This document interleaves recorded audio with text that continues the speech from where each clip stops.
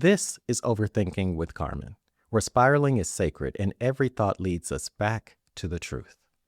I'm your overthinker in chief, and yes, I'm still spiraling, and today we're spiraling about going to the gym. Let me just say this. Understand this up front. My gym is upstairs in my apartment building. Like, I don't need a membership, a ride, or motivation. Just my legs, my spirit, and a t-shirt. And still, I struggle to go.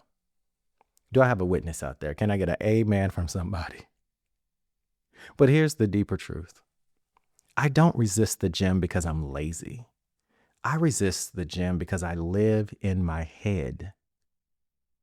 I always make the joke, I live in my head because they all know me there. But my mind is my home. That's where I get downloads, the visions, the big ideas. That's where I hear God. That's where I feel powerful. I can be in the middle of a leg press and receive a full-on sermon. But also, again, people know me up there. Not in my head, but at the gym. They think I'm training for something like, I don't know, a six-pack, the summer body, or I don't know. But really, I'm just overthinking an athleisure. And the body, okay, let's just be honest. The body, my body, feels foreign. Yes, it's mine. It's been with me throughout my whole life in its various iterations. It's carried me, it's kept me, and I'm grateful for it. But it still feels foreign to me to be present in my body because I live in my head. And it asks something of me that I didn't grow up cultivating. And maybe this is some of you, but I didn't grow up cultivating effort without clarity. I didn't grow up cultivating a mindset of movement without revelation. That is completely foreign to me. When I was in my master's program, my professor, Dr. Gary Dorian, said to me, Carmen, you are a maker. You have to make something. If you get data, you get information, you need to make something out of it. You need to make a paper, you need to make a book, you need to make a song, and I'm like, yes, thank you. I understand that. And this is not about being like productive and tied to capitalism. I am just a maker. It doesn't come in if it doesn't have a purpose. So if I'm getting this data, then it must be for something, because I truly believe God wastes nothing. And so what I've cultivated is knowing that life doesn't waste anything on me. If it's given to me, then it's for a reason. And so yes, I'm a maker.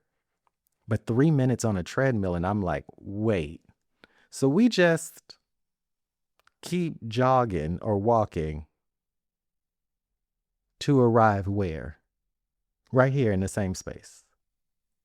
It's giving existential hamster wheel, and I'm not built for that kind of ambiguity. Like, for real, my mind wants a breakthrough. My body just wants me to breathe. And maybe that's the tension. That we have been raised, especially Black and brilliant and spiritual, to lead with our minds, to be thinkers, problem solvers, visionaries. But no one told me, and maybe no one told us, that the body is a place of wisdom too. I'm hearing that as I say it now, that the body is a place of wisdom too. So here's the truth I'm holding now. Showing up for the body is its own kind of disruption. Yeah, I'm working this out, like I said, as I spiral, as I talk to you. Showing up for the body is its own kind of disruption. Because if I have a vision for my life, if I see myself free, joyful, mobile, traveling, laughing, running, then I have to also train for that life. That's good. Like I'm talking to me, but I hope you hear that's good. If the life that I want is traveling around the world and hanging with my kids or playing with my family, my nieces and nephews, whatever the things, but just being mobile and agile and healthy and able to keep up, then I have to train for that life, just like I had to train my mind in a master's program to think differently. This is not for the six pack. This is not for the Instagram post, but because I want to be well enough to live the life I'm building. Kids don't like vegetables. They don't feel good to them, but we know that they are good for them. And that's how I'm learning to treat movement, not as a punishment, but as alignment. Not as punishment. I've been on this treadmill walking in the same space over and over and over and arriving nowhere, but as alignment, that I am training for the life that I am building.